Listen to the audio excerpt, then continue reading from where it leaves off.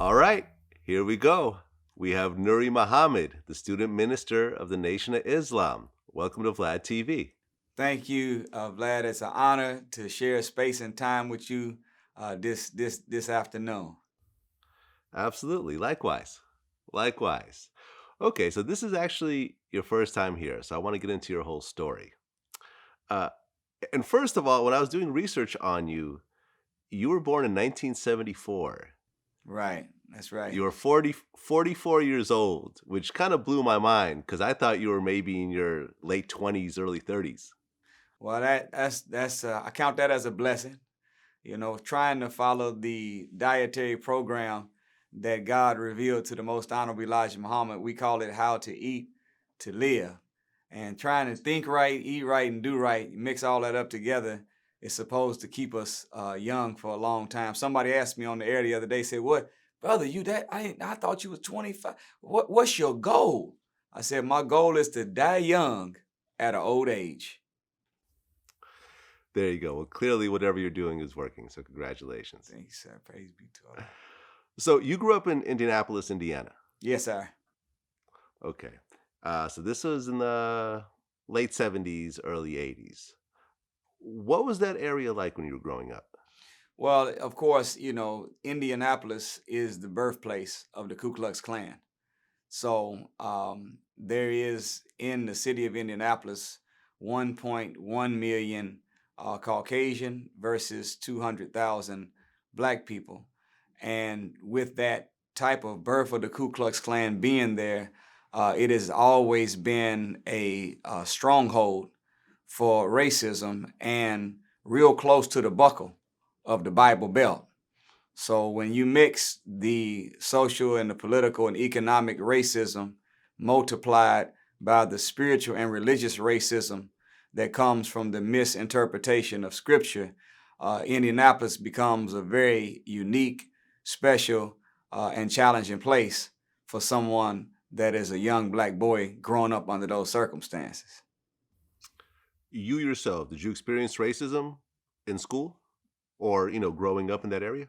Of course, it's almost a universal pattern. I remember looking at an interview with Jay-Z, and then another one with Steve Harvey, and then a story about Pharrell, and then I remember the story that I learned about the minister, the Honorable Minister Louis Farrakhan, Malcolm X.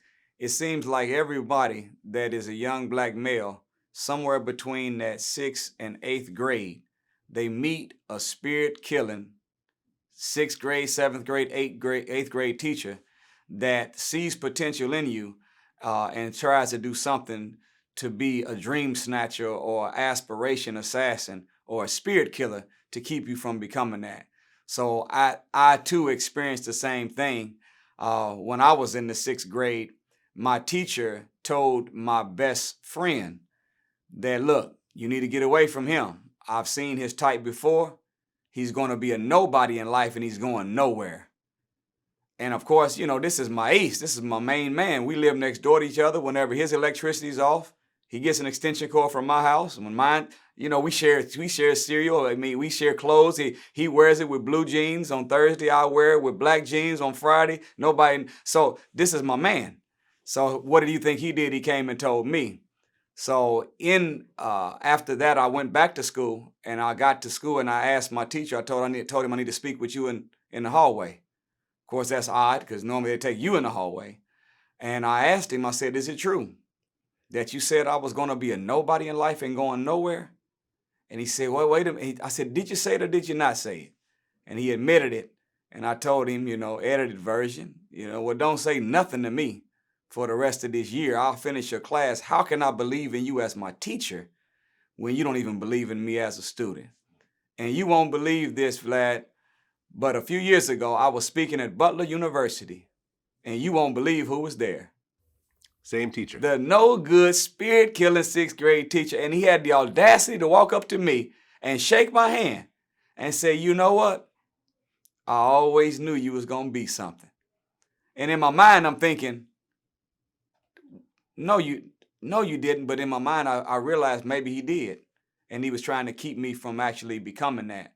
So it seems like that we didn't escape that same universal pattern of the racist mind in the system of education that made sure that they stuck a needle in our brain and injected into the consciousness of the black psyche a poisonous enzyme of doubt and fear and low self-worth and poor self-esteem to keep us from becoming that. So yes, in the short answer, I experienced it in every term. Well, the way you described this time of your life, having, a kid next door, sharing electricity, sharing clothes, I would have to assume you guys grew up relatively poor. This is true. This is true. Okay. We knew how to turn our water back on when they came and turned it off.